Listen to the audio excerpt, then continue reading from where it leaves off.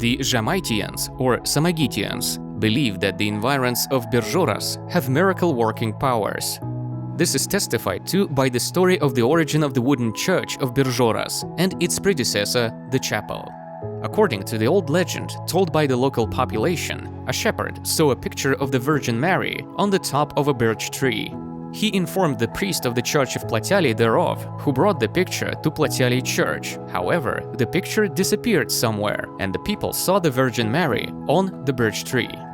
Then the Žemaitians chopped down the birch tree and built a wooden chapel of Saint John of Nepomuk of hewed logs in its place, where the miracle-working picture had been hung. The exact date of the erection of the chapel is unknown. However, judging from the construction style, it was not later than in the 18th century. The guess, as if confirmed by the dates discerned in the metal parts of the chapel, are 1727 and 1728.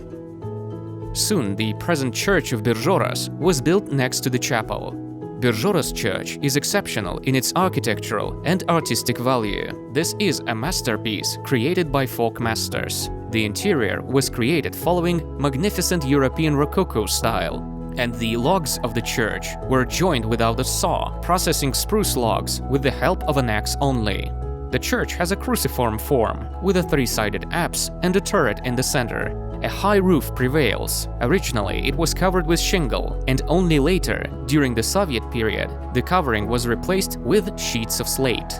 The entire upper construction, i.e. that of the ceiling and the roof, is supported only by the walls. The facades are monumental. Stocky proportions are characteristic of Samogitian wooden churches. The width of the main facade is considerably larger than its height, up to the cornice.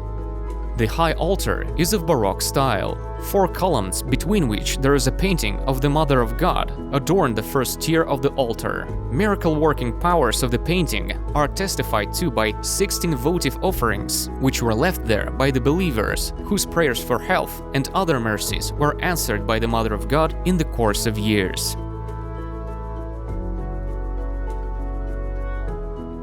Next to the church, there is a belfry, which is also wooden. The belfry of the square base distinguishes itself for the complex volume composition, made of 2 tiers of different size. The lower inclined part is high, getting narrower towards the top.